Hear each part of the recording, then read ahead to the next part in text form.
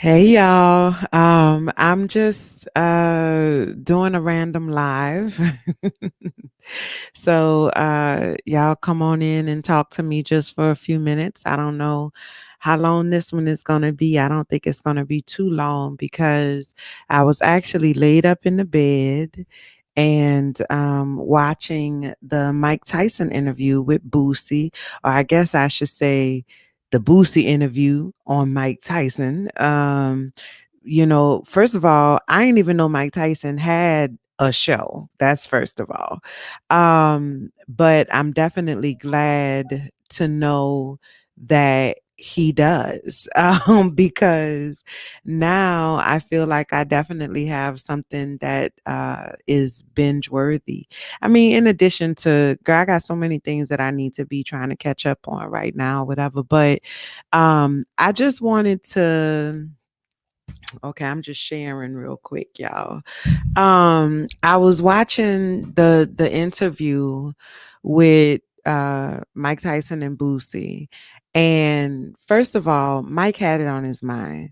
I'm taking notes. I didn't have my notebook with me because I was in my bed. And so my notebook I keep in my office, but I'm not even 20 minutes into the 45-minute interview, and I already have an entire page full of notes.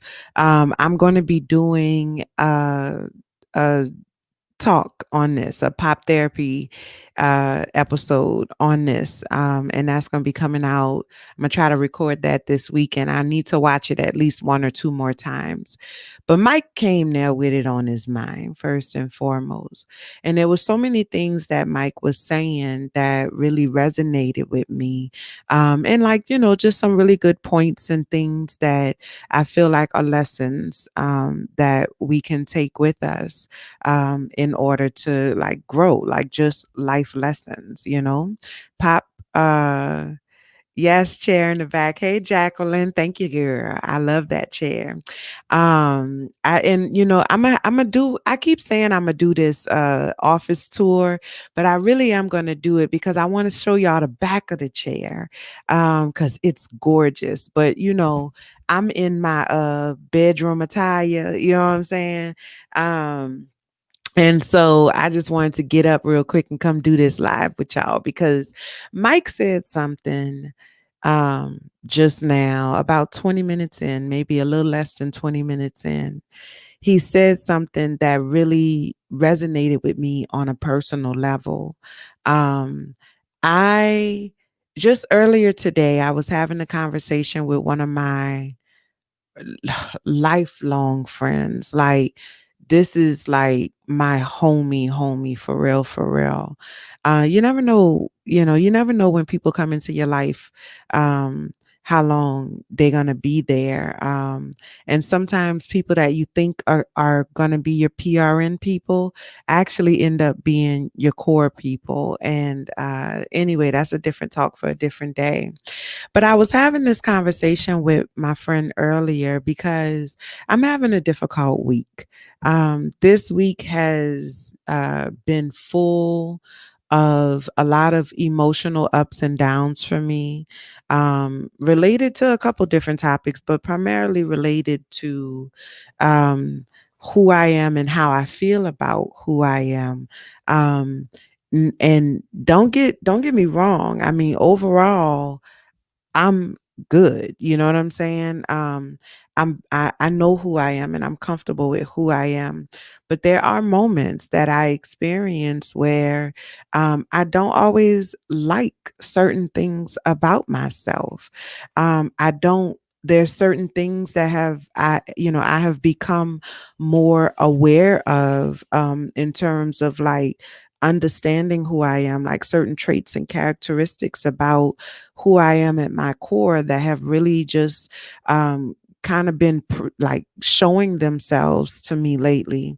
And I don't really care for those parts. These are parts and pieces that I'm being introduced to, things that have always kind of been there, but because I was dealing with so much other shit, all the shit that all the shit that I teach y'all how to deal with, you know what I'm saying? Because I've already done that part of my journey. I've already healed from those pieces of my trauma and my drama and all of that shit. So now I have like this second wave of shit that's coming up. You know what I'm saying? It's like the next level of shit. Like it really is like peeling back an onion. Like, I dealt with all my surface level shit, and now this next layer of stuff is like, okay, so now we got a little room to breathe. Let's come on out to play. And so that has been a very interesting kind of journey for me.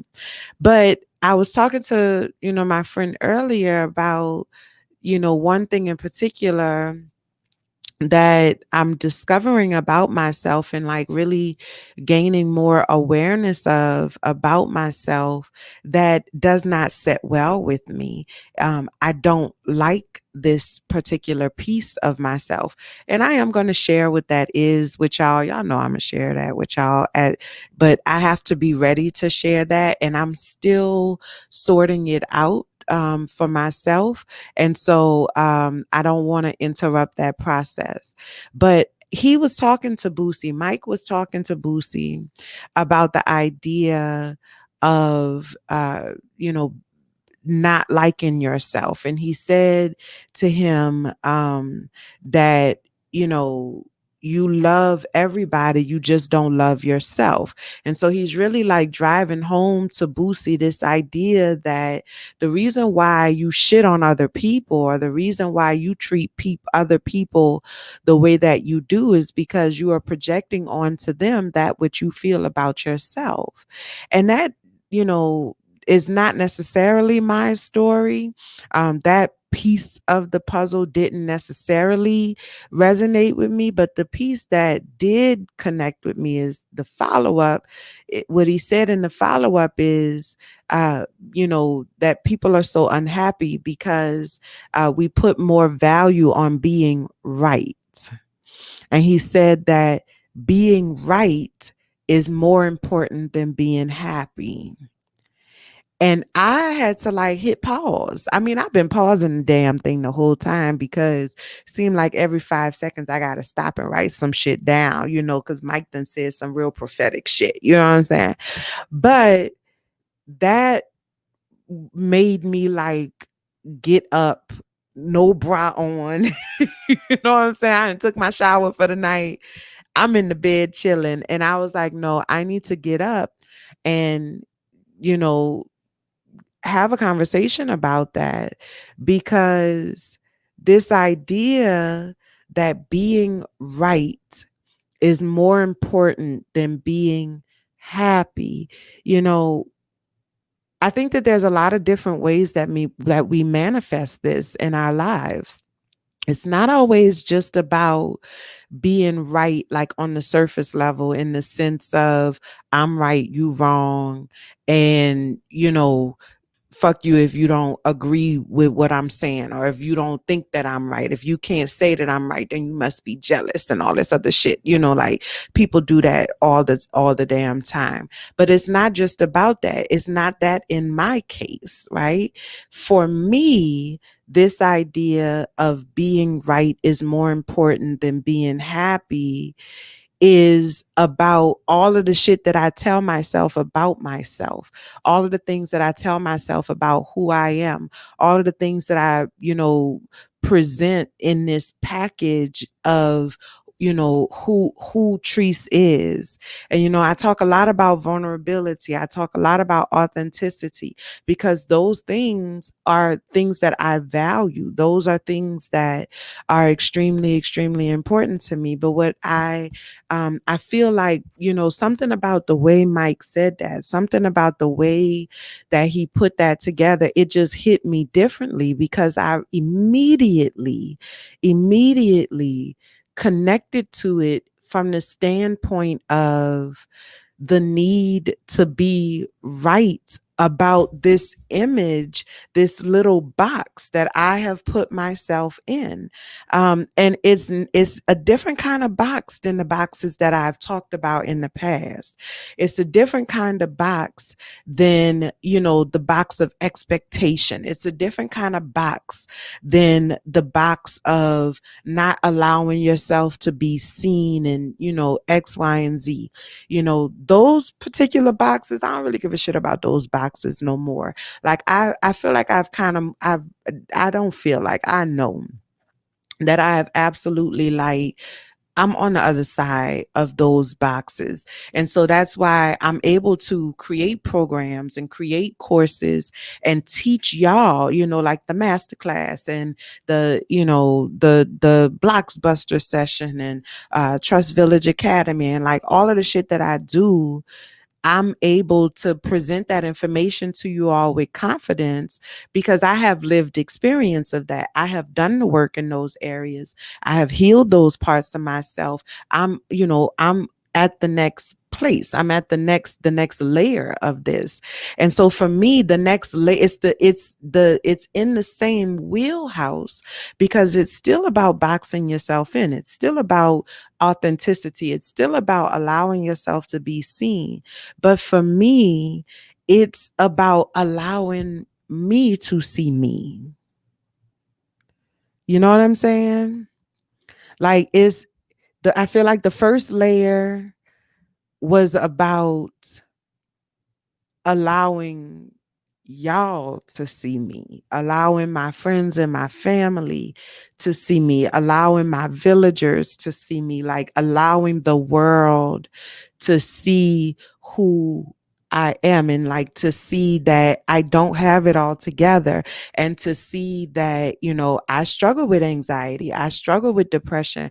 Every day is a task. I get up and, I make that shit happen. Like I don't always get it right. Like I said, Monday kicked my ass emotionally. Like Monday was an insanely difficult day for me emotionally. And it has been a very, very long time since I have had that kind of struggle emotionally. You know what I'm saying? Monday was hard as fuck. And then yesterday was hard as fuck. It wasn't hard as Monday. Like, I feel like this about to be real ignorant.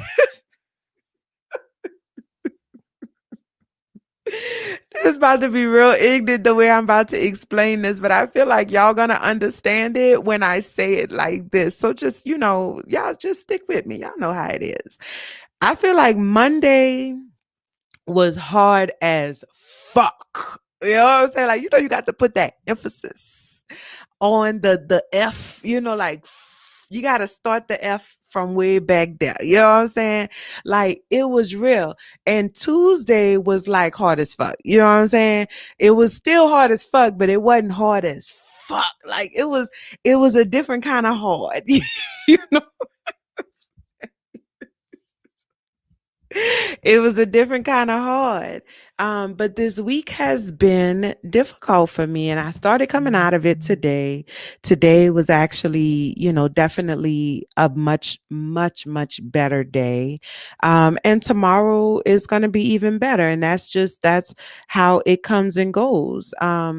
But I'm realizing like just something about the way that Mike Tyson was talking. I don't know.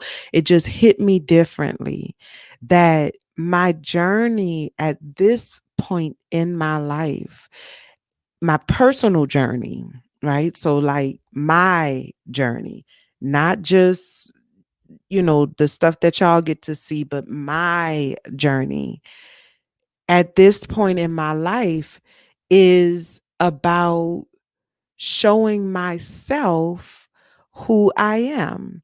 One of the things that I have always struggled with, and I feel like some of y'all that I went to high school with, some people that I've known my entire life, like whenever I try to communicate about this, I feel like people from my past are always surprised that, you know, I really did not feel like I had a lot of confidence growing up.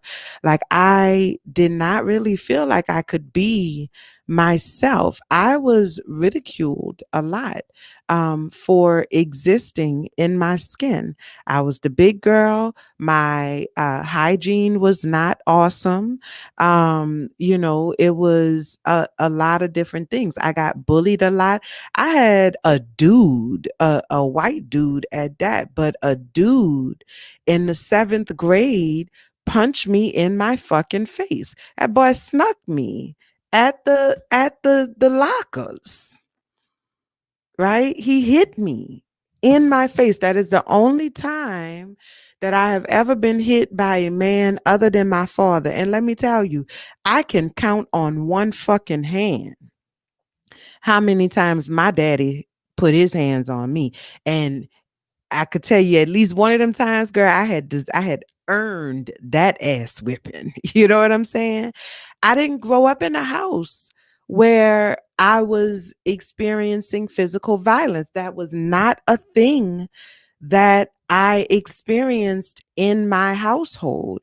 Now, my household wasn't perfect. You know what I'm saying? My daddy wasn't perfect, but physical violence, that was never something that I experienced in my home. And when I did get physically disciplined by my daddy, it was well earned. I mean, I burned down the closet. You know what I'm saying? I never told y'all that story, huh?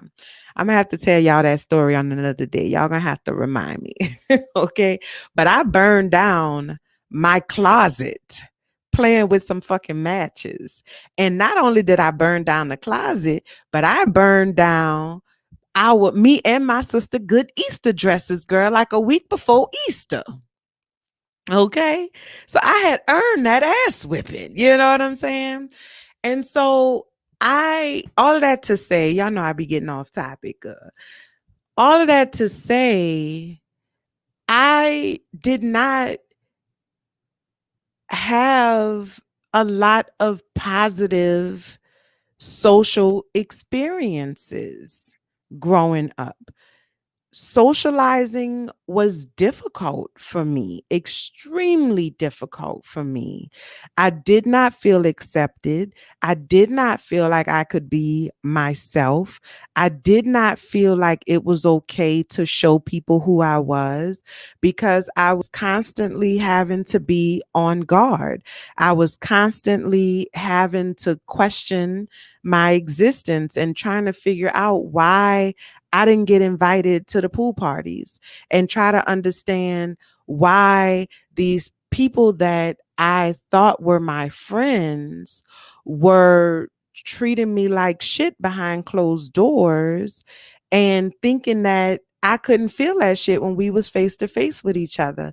And it took me a very long time in my adulthood to process that shit and get over it because some of those people really are my people that I grew up with. I consider them my friends. Not all of them.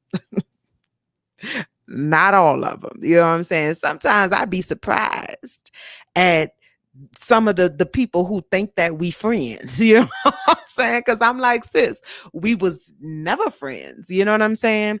But there are some that I go way back with from like 3 years old, 4 years old, even some of them from birth. You know, like there are some of those people that I felt betrayed by during those years that I thought was my friend, and I didn't feel like they were my friend during that time. And so I spent a lot of time in during those years that you would normally, you know, explore and discover yourself and, you know, kind of come into your own. I missed that stage. I did not have that stage. Well, I did have that stage, but it came much later in life for me, like, you know, college and really actually more like post college is when I really started to like come into my own and really started to like understand who I am and stuff like that, you know? And so a huge part of my personal journey over the last 8 or 9 years, like since I started this journey, has been around getting comfortable with allowing myself to be seen by other people. That was a huge thing for me. And now that I have mastered that, I feel like I'm on the other side of that, like I said. Now that I have, dealt with that layer of the onion, you know what I'm saying? This next layer is coming up in the same category, but it is a different issue, right? So it's still relating to vulnerability, it's still relating to uh, authenticity, it's still relating to that overall category of allowing yourself to be seen, but this time it is personal. This time it is about seeing me, seeing who I am on a whole other level, because I spent a lot of time playing it safe. I spent a lot of time trying very, very hard not to stand out, not to call any attention to myself, not to, to not be seen. I was very intentional about trying not to be seen. And I'm realizing more and more that there are so many pieces of myself that I blocked out to myself, you know, and like things that I did not even realize were there, things that I had internalized that I did not realize were there. And not only that, not just that, but also so many things about myself that I did know that were there that I intentionally did not explore, like capabilities and things like that. Like I always thought that I was the shit internally because bitch, I'm the shit. You know what I'm saying? I mean, let's just be real, bitch. I'm Treese, like you love me, I love me, people love me. I'm Treese, you know what I'm saying? And I love being Treese. And I know that I am capable of doing so many things. Like, my therapist tells me all the time, anything that you put your mind to, you make it happen. And, that's one of the things that I love about who I am. But I also, I feel like I've never really flexed that muscle before. Or really, I did one time. And the one time that I flex that muscle, the one time like that I even attempted to kind of really scratch the surface on what I can actually accomplish or what it is that I'm actually capable of accomplishing, and made that effort, it didn't work out for me. And that was when I first started my business. Looking at what, 2011, no, because 2011, 20, so like 2012, 2013. So what's that? 8 years ago now, when I first, opened my private practice in New Orleans, right? When Samson Therapeutic Services became a thing. And I bust my ass to make that thing work. I have never worked so hard for anything in my life. Things have always tended to come relatively easily to me, you know. Um, I'm smart. I'm intelligent.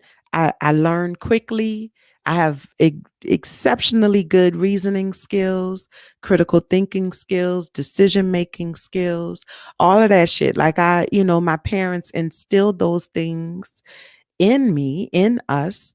And on top of that, I just am naturally inclined, And so I never really had to try that hard in terms of accomplishing things, like school and all of that stuff. Like, I didn't study for school, girl. I did not study. I would read over some shit right before a test and, still get A's and all of that. So I never had to try that hard for nothing. And so the one time that I actually did make the effort, it did not work out in my favor. And it felt like no matter how hard I tried, I could not I could not make it work in my favor. And when I was talking to my friend earlier today, she was saying, well, did you, because I kept saying it, I failed. It was a failure. I failed. And she was like, well, do you really think that it was a complete failure? Or do you feel like that there was something, like, did you get anything out of it? And I was like, well, look, I know that it wasn't a complete failure. You know what I'm saying? Like, I understand that, I had to go through that and I had to learn from that. But for some reason, even though I had this logical understanding, you know what I'm saying, that experience was necessary, that experience needed to happen, that experience was not a total wash. Even though I had that logical understanding, emotions ain't logical at all, right? Like, that's just how emotions are, like the antithesis of logic. Okay. And so me being the empath that I am an excessively emotional person. I lead with emotion. That is what makes me so good about who I am. Um, Somebody, High Drawing, I think, says, wait, are you serious about the title? Maybe I just don't have enough context. So the title is, you're right. You don't have enough context. Thank you for tuning in, though, but you don't have enough context. We are talking about how, for many of us, our struggle to find happiness is because we have the idea in our mind that being right is more important than being happy. So yes, it's a play on words. It's not a direct topic. It's a play on that. But thank you for watching. Um so yeah, so I'm at a place now where I'm ready to, like, really soar. I'm at a place now where I am ready to really, like, see what I can do. I am ready to really put myself in a position to be able to operate at my highest capacity.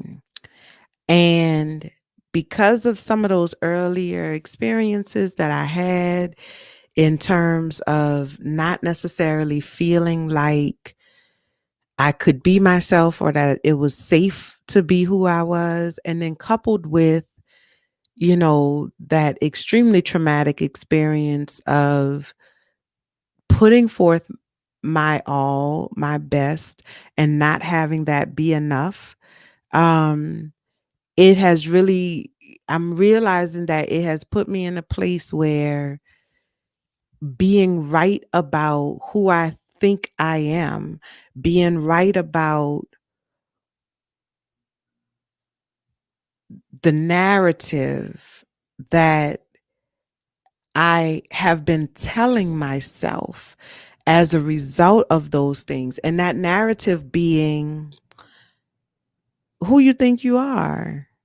Who do you think you are? You're not as good as you think you are. You real good at putting on a front for these people. You real good at making people believe that you are this, that, and the other.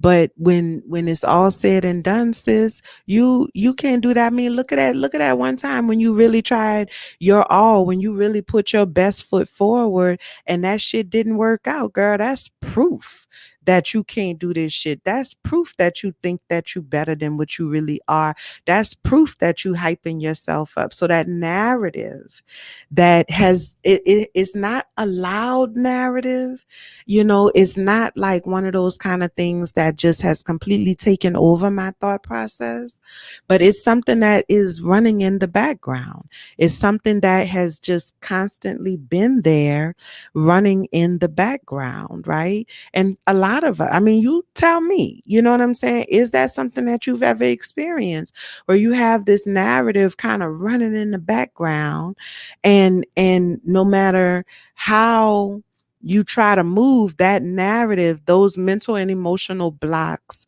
keep coming up and pulling you back down and saying, oh no, sis, don't forget about this.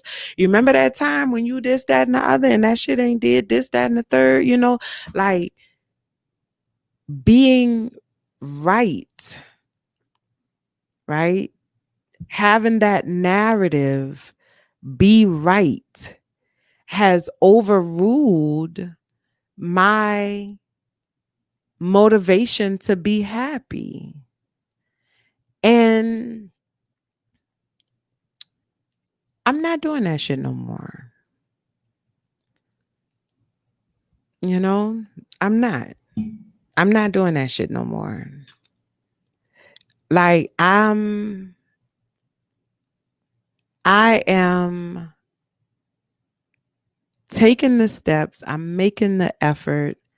I'm not doing that shit no more. I am not going to allow my desire to be right about all of the negative things, or that need to be right to about all of those negative things that I've told myself about who I am and what I'm capable of and what my potential is, to overpower my birthright, because healing is my birthright. And for me, healing means something different to everybody. Healing is a different kind of process for everybody.